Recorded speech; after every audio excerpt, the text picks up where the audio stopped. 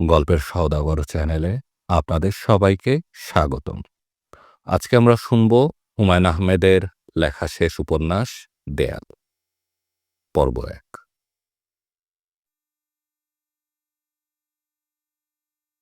ভাদ্র মাসের সন্ধ্যা, আকাশে মেঘ আছে, লালচে রঙের মেঘ, যে মেঘে বৃষ্টি হয় না, তবে দেখায় অপূর্ব।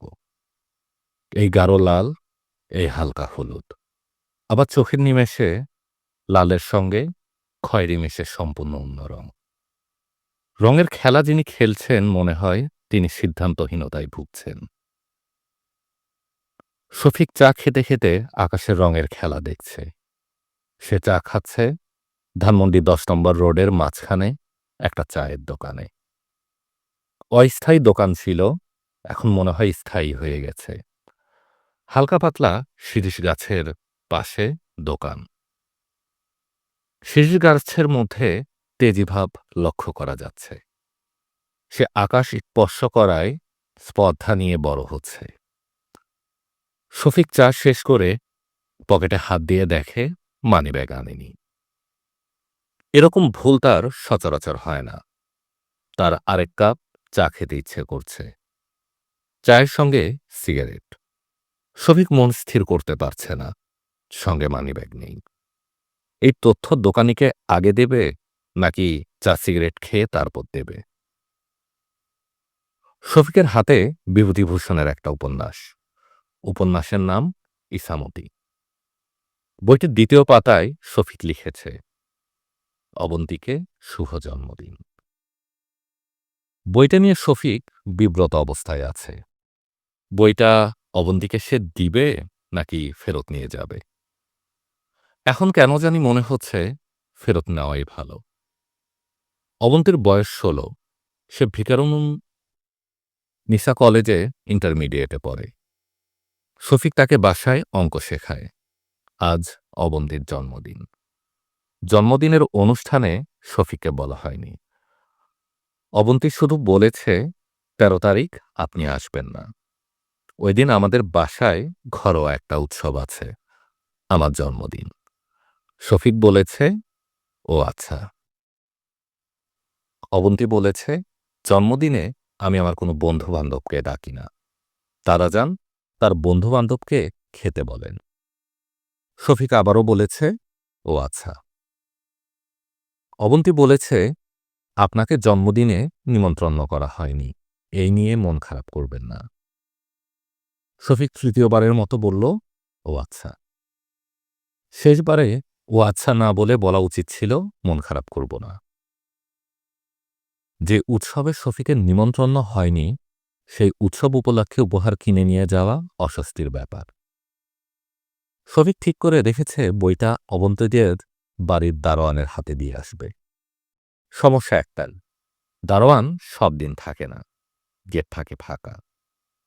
তবে আজ যেহেতু বাড়িতে একটা উৎসব, থাকার কথা দারোয়ানের। শফিক দোকানের দিকে তাকিয়ে বলল, মানিব্যাগ আনতে ভুলে গেছি। আপনার টাকাটা আগামীকাল ঠিক এ সময় দিয়ে দিব, চলবে? দোকানে কোনো জবাব দিল না।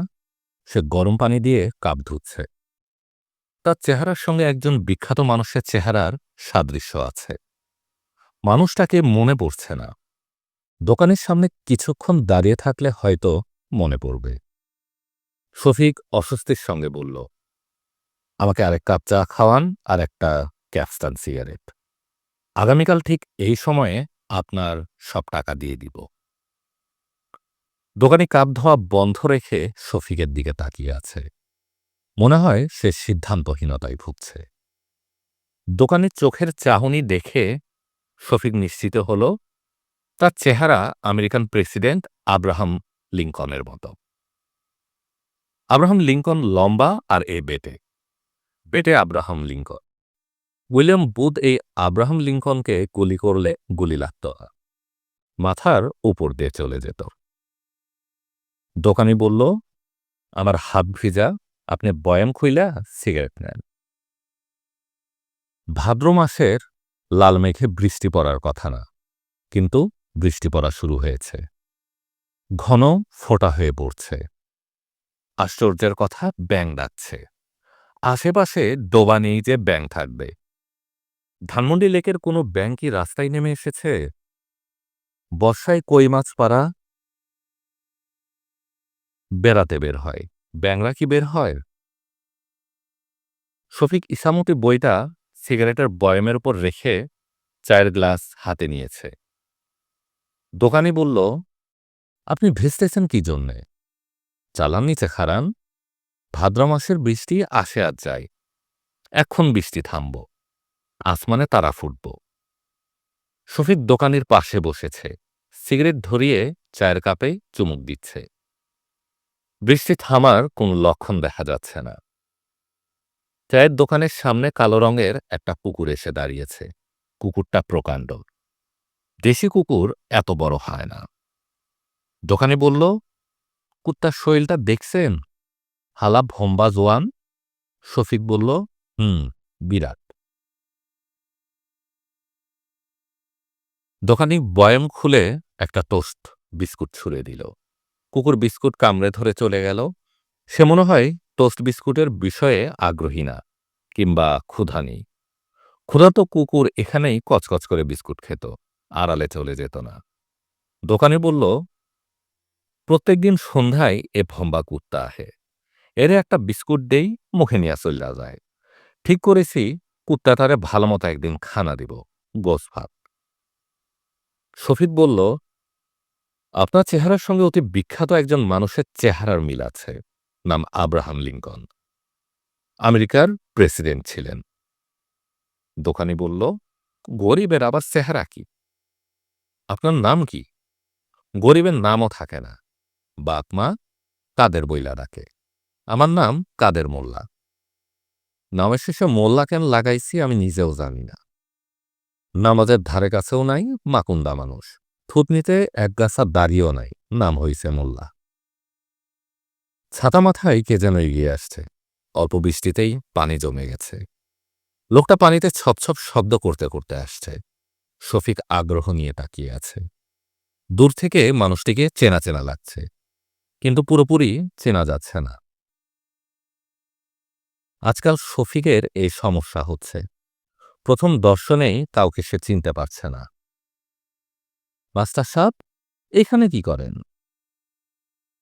অবন্তীদের বাড়ির দারোয়ান কালাম ছাতা মাথায় দোকানের সামনে এসে দাঁড়িয়েছে। মনে হয় বিড়ি কিনতে এসেছে। শফিক বিব্রত গলায় বলল, বৃষ্টিতে আটকা পড়েছি। কালাম বলল, ঘরে আসেন, ঘরে আইসা বসেন। শফিক বলল, ঘরে যাব না, তুমি অবন্তীকে এই বইটা দিও, তার জন্মদিনের উপহার। বই দিতে এসে বৃষ্টিতে আটকা পড়েছি। বইটা সাবধানে নিও, বৃষ্টিতে যেন না ভেজে। তোমার আপার হাতেই দিও। কালাম গলা নামিয়ে বলল, বই আহার হাতেই দিব, আপনি টেনশন করেন না। বলেই সে চোখ টিপ দেওয়ার ভান করল। শফিকের গা জ্বলে গেল। একবার ইচ্ছা করল বলে, চোখ টিপ দিলে কেন? শফিকের অনেক কিছু বলতে ইচ্ছে করে, শেষ পর্যন্ত বলা হয়ে ওঠে না। কালাম বই হাতে নিয়ে দাঁড়িয়ে আছে, যাচ্ছে না। সে 2 শলা সিগারেট কিনতে এসেছে, মাস্টারের সামনে কিনতে পারছে না। শফিক উঠে দাঁড়াল। বৃষ্টি থামার জন্য অপেক্ষা করা অর্থহীন। এই বৃষ্টি থামবে না। ভয়ঙ্কর কালো কুকুরটা আবার উদয় হয়েছে। সে যাচ্ছে শফিকের পেছনে পেছনে। শফিক কয়েকবার বলল, এই, যা বললাম যা। লাভ হল না। পানিতে ছপছপ শব্দ তুলে কুকুর পেছনে পেছনে আসছে। হঠাৎ ছুটে এসে পা কামড়ে ধরবে না তো? শফিক হাঁটার গতি বাড়াল। কুকুরও তাই করল। ভালো যন্ত্রণা তো। অবন্তীর দাদা সফরাজ খানের হাতে ইসামতি বই। দারোয়ান বইটা সরাসরি তার হাতে দিয়েছে। তিনি প্রথমে পাতা উল্টে দেখলেন লুকানো কোনো চিঠি আছে কিনা। বদ প্রাইভেট মাস্টাররা বইয়ের ভেতর লুকিয়ে প্রেমপত্র পাঠায়, অতি পুরনো টেকনিক। চিঠি পাওয়া গেল না। বইটা তিনি ড্রয়ারে লুকিয়ে রাখলেন। আগে নিজে পড়ে দেখবেন বইয়ের লেখায় কোনো ইঙ্গিত কি আছে। হয়তো দেখা যাবে এক প্রাইভেট মাস্টারকে নিয়ে কাহিনী। বড়লোকের মেয়ের সঙ্গে তার প্রণয় হয়, বাড়ি থেকে পালিয়ে সেই মেয়ে মাস্টারকে বিয়ে করে, তাদের সুখের সংসার হয়। গল্প উপন্যাস হল অল্প বয়সী মেয়েদের মাথা খারাপের মন্ত্র। তার মতে দেশে এমন আইন থাকা উচিত যেন বিয়ের আগে কোনো মেয়ে আউট বই পড়তে না পারে। বিয়ের পরে যত ইচ্ছা পড়ুক। তখন মাথা খারাপ হলে সমস্যা নাই। মাথা খারাপ ঠিক করার লোক আছে। স্বামীর সঙ্গে আদর সোহাগে একটা রাত পাড়ি দিলেই মাথা লাইনে চলে আসবে। সরফরাজ খান ইজি চেয়ারে আদর সভা হয়ে আছেন। নাতনির জন্মদিনের নিমন্ত্রিত অতিথিরা এখনো কেউ আসেনি। যেভাবে বৃষ্টি নামছে কেউ আসবে কিনা কে জানে। রাতের বেলা এমনিতেই কেউ বের হতে চায় না। দেশের আইনশৃঙ্খলা পরিস্থিতি শোচনীয়। মুক্তিযুদ্ধের সময় যে অস্ত্র মানুষের হাতে চলে গিয়েছিল তা সব উদ্ধার হয়নি। দিনে দুপুরেই ডাকাতি, ছিনতাই হচ্ছে। যাদের হাতে আইনশৃঙ্খলা রক্ষার কথা তাদের কেউ কেউ ডাকাতি ছিনতাই নেমেছে। সরফরাজ খানের মনে হল ভারতের সেনাবাহিনীকে এত তাড়াতাড়ি বিদায় করা ভুল হয়েছে। এরা থাকতো আরও কিছুদিন। সরফরাজ গলা উঁচিয়ে এবাড়ির একমাত্র কাজের মেয়ে রহিমাকে ডাকলেন। রহিমা ১৫ বছর ধরে এ বাড়িতে আছে। কর্তৃত্ব নিয়ে আছে।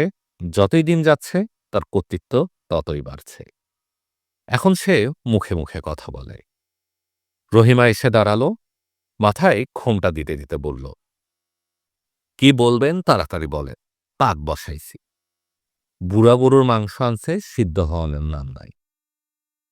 সরফরাজ বললেন, এখন থেকে মাস্টার যতক্ষণ অবন্তীকে পড়াবে তুমি সামনে বসে থাকবে। এইটা কেমন কথা? আমার কাজকাম কে করব? সরফরাজ কঠিন গলায় বললেন, এ বাড়িতে আমি আর অবন্তী এই দুইজন মানুষ। এত কাজকর্ম কোথায় দেখলে? শুধু বাড়তি কথা। রহিমা বলল, দুইজন মানুষ এইটা কি বললেন? আমরা রে মানুষের মধ্যে ধরেন না? আমি আছি, ড্রাইভার ভাই আছে, দারোয়ান আছে, সবের পাক এক চুলায় হয়। ৫ জন মানুষ। আপনার কথা শেষ হইছে, এখন যাব। অবন্তী কোথায়? আফা ছাদে। বৃষ্টির মধ্যে সে ছাদে কি করে? এটা আফারে জিগান, আমি কেমনে পড়ব? যে আসামি সে জবানবন্দি দেবে। আমি আসামি না। আমি বৃষ্টির মধ্যে ছাদে যাই না। কথাবার্তা হিসাব রেখে বলবে। এখন যাও, অবন্তীকে আমার কাছে পাঠাও। আর যে কথা প্রথম বললাম, অবন্তী যখন তার মাস্টারের কাছে পড়বে তুমি উপস্থিত থাকবে। প্রতিদিন থাকতে হবে না, মাঝে মাঝে আমি থাকব। তাদের মধ্যে কি কোনো ঘটনা ঘটেছে? জানি না, ঘটতে পারে, সাবধানে থাকা ভালো। তুমি টেবিলের নিচে তাদের পায়ের দিকে লক্ষ্য রাখবে। পায়ে পায়ে ঠোকাঠুকি দেখলেই বুঝবে ঘটনা ঘটেছে। এরকম কিছু চোখে পড়লে মাস্টারকে কানে ধরে বিদায় করব। বদ কোথাকার। অবন্তী ছাদে হাঁটছে, তবে বৃষ্টিতে ভিজছে না। তার গায়ে নীল রঙের রেইনকোট। এই রেইনকোট তার মা ইজাবেলা স্পেন থেকে গত বছর পাঠিয়েছিলেন জন্মদিনের উপহার। এবছরের জন্মদিনের উপহার এখনো এসে পৌঁছায়নি, তবে জন্মদিন উপলক্ষে লেখা চিঠি এসে পৌঁছেছে। অবন্তী সেই চিঠি এখনো পড়েনি। রাতে ঘুমোতে যাওয়ার সময় পড়বে। ইজাবেলা তার মেয়েকে বছরে ২টো চিঠি পাঠান, একটা তার জন্মদিনে, আরেকটা ক্রিসমাসে। অবন্তীদের ছাদ ঝোপেঝাড়ে বোঝায় এক জংলি জায়গা। তার দাদি জীবিত থাকা অবস্থায় ছাদে বড় বড় টব তুলে নানান গাছপালা লাগিয়েছিলেন। তিনি নিয়মিত ছাদে আসতেন, গাছগুলোর যত্ন নিতেন। তার মৃত্যুর পরে অবন্তী ছাদে আসে, কিন্তু টবের গাছে পানি দেয় না। গাছগুলো নিজের মতো করে বড় হয়েছে। কিছু মরে গেছে, কিছু টবে আগাছা জন্মেছে। একটা কামিনী গাছ হয়েছে বিশাল। বর্ষায় ফুল ফোটে, সেই গন্ধ তীব্র। আজ অবশ্য কামিনী ফুলের গন্ধ পাওয়া যাচ্ছে না। এমনকি হতে পারে কিছু বিশেষ দিনে কামিনী ফুল গন্ধ দেয় না। ছাদের রেলিংয়ের একটা অংশ ভাঙা। অবন্তী মাঝে মাঝে রেলিংয়ের ভাঙা অংশে দাঁড়ায়। সে ঠিক করে রেখেছে কোনো একদিন সে এখান থেকে নিচে ঝাঁপ দেবে। ঝাঁপ দিয়ে যেখানে পড়বে সে জায়গাটা বাঁধানো, কাজেই তার মৃত্যুর সম্ভাবনা আছে। আজ সে ঝাঁপ দেবে না বলেই কিছুক্ষণ দাঁড়িয়ে থেকে নিচে নেমে এলো। রহিমা বলল, আপনারে দাদা ডাকে, মনে হয় কোনো জটিল কথা বলবে। অবন্তী তার দাদাজানের সামনে দাঁড়িয়ে বলল, দাদাজান, জটিল কথা কিছু বলবে? সরফরাজ নাতনির দিকে তাকিয়ে প্রবল দুঃখবোধে আপ্লুত হলেন। মেয়েটা পৃথিবীর সব রূপ নিয়ে চলে এসেছে। অতি রূপবতীদের কপালে দুঃখ ছাড়া কিছু থাকে না।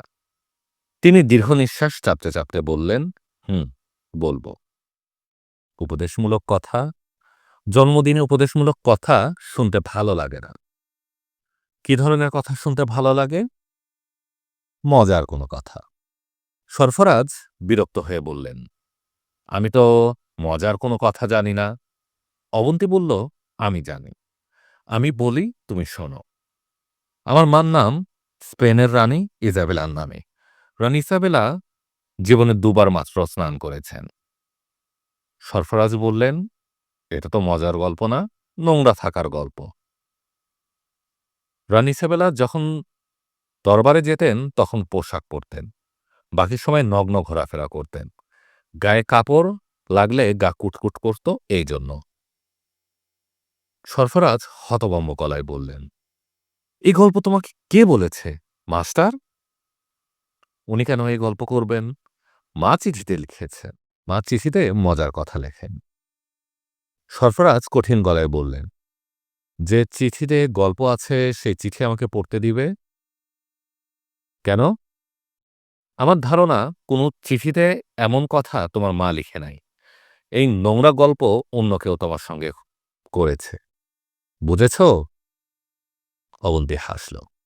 সরফরাজ বললেন, হাসছ কেন? তোমার এই গল্প আমি সিরিয়াসলি নিয়েছি। অবন্তী বলল, তুমি সবকিছুই সিরিয়াসলি নাও। আমার বিষয়ে তোমাকে এত ভাবতে হবে না। তোমার বিষয়ে কে ভাববে? আমার বিষয়ে ভাবার লোক আছে।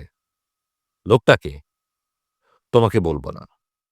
তবে রানী ইজাবেলা সম্পর্কে আরেকটা কথা বলবো।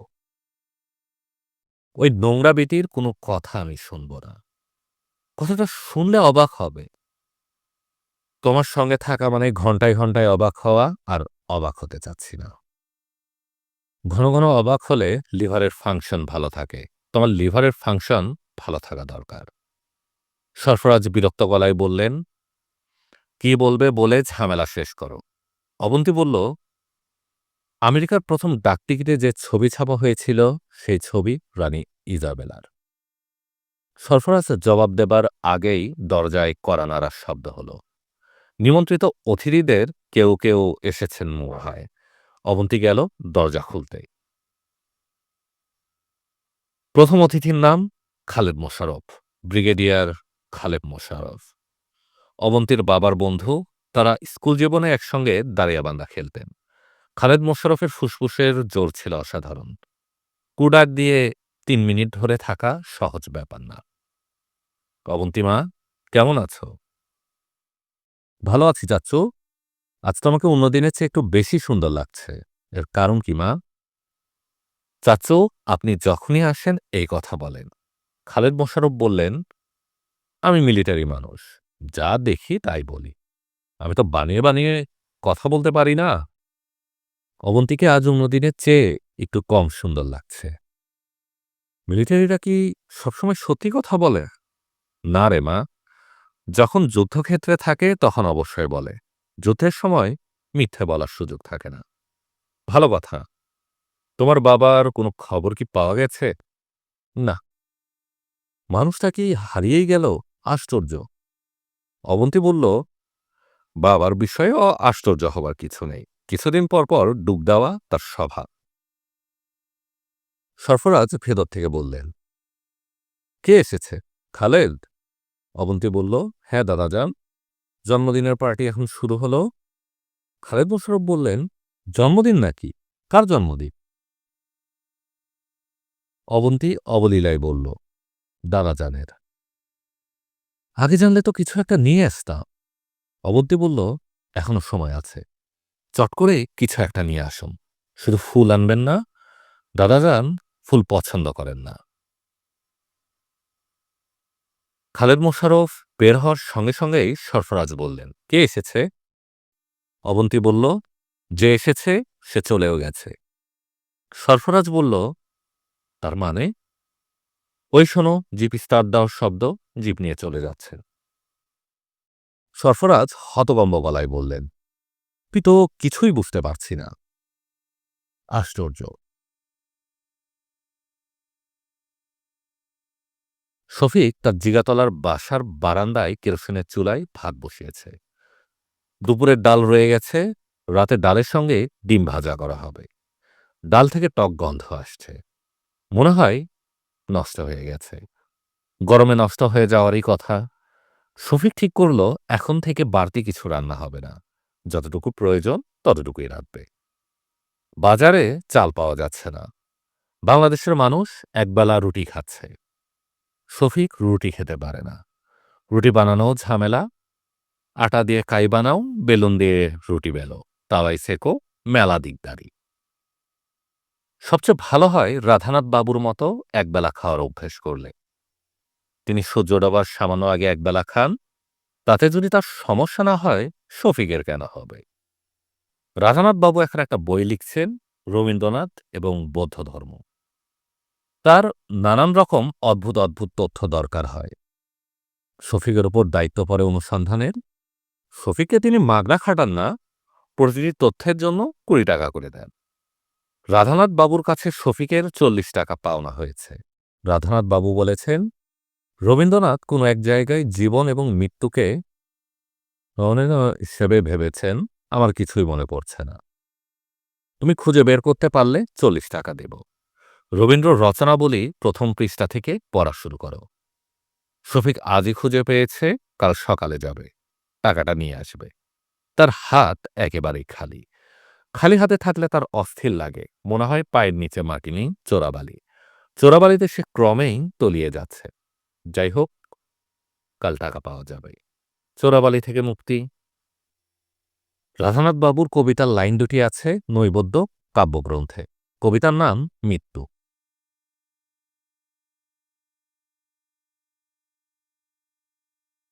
ভাত হয়ে গেছে, ডিম ভাজা গেল না, একটাই ডিম ছিল, সেটা পচা বের হয়েছে।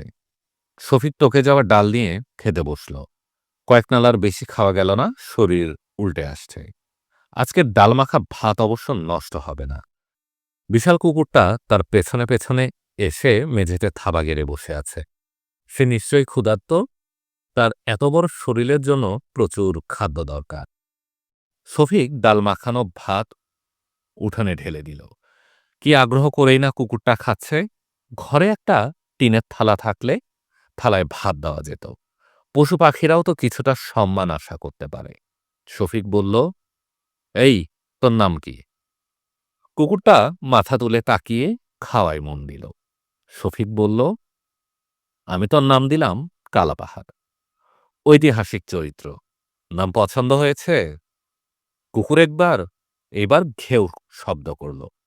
মনে হয় নাম পছন্দ হয়েছে। শফিক বলল, খাওয়া দাওয়া করে চলে যা।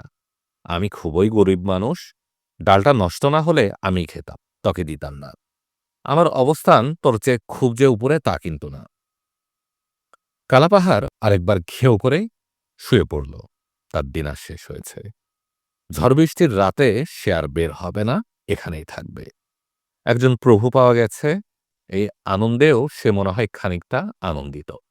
মানুষ এবং পশু শুধু যে বন্ধু খোঁজে তা না, তারা প্রভুও খোঁজে। অবন্তী মায়ের চিঠি নিয়ে এসেছে। খাম খুলেই সে প্রথমে গন্ধ শুকল। তার মা চিঠিতে ২ ফোঁটা পারফিউম দিয়ে খাম বন্ধ করেন। গন্ধের খানিকটা থেকে যায়। আজকের গন্ধটা অদ্ভুত, চাপাতা চাপাতা গন্ধ। মার কাছে থেকে এই পারফিউমের নাম জানতে হবে। অবন্তী চিঠি পড়তে শুরু করল। শুভ জন্মদিন অবন্তিমা। তুমি তোমার যে ছবি পাঠিয়েছ এই মুহূর্তে তা আমার লেখা টেবিলে। আমি প্রবল ঈর্ষা নিয়ে ছবিটার দিকে তাকাতে তাকাতে তোমাকে লিখছি। তুমি আমার চেয়ে অনেক বেশি সুন্দর হয়ে পৃথিবীতে এসেছ। তোমার মতো বয়সে সবাই আমাকে ডাকত ফ্লাওয়ার। তোমার নাম আমি দিলাম স্বর্গের পুষ্প। একটাই ত্রুটি, তোমার চোখ আমার চোখের মতো নীল হয়নি। তুমি তোমার বাবার কালো চোখ পেয়েছ। ভালো কথা, তোমার বাবার সঙ্গে কি তোমার কোনো যোগাযোগ হয়েছে? আশ্চর্যের ব্যাপার, মানুষটা কি শেষ পর্যন্ত হারিয়েই গেল? তুমি চিঠিতে তোমার এক গৃহশিক্ষকের কথা লিখেছ। তুমি কি এই যুবকের প্রেমে পড়েছ? চট করে কারো প্রেমে পড়ে যাওয়া কোনো কাজের কথা না। অতি রূপবতীদের কারো প্রেমে পড়তে নেই, অন্যরা তাদের প্রেমে পড়বে, তাই নিয়ম। এখন আমি তোমার ভবিষ্যৎ পরিকল্পনা জানতে চাচ্ছি। তুমি কি আসবে আমার এখানে? যুদ্ধবিধ্বস্ত একটা হতদরিদ্র দেশে পড়ে থাকার কোনো মানে হয় না। তোমার বৃদ্ধ দাদাজানকে সঙ্গ দেওয়ার জন্য দেশে পড়ে থাকতে হবে, এটা কোনো কাজের কথা না। তোমার জীবন তোমার একারই। এক বৃদ্ধকে সেখানে জড়ানোর কিছু নেই।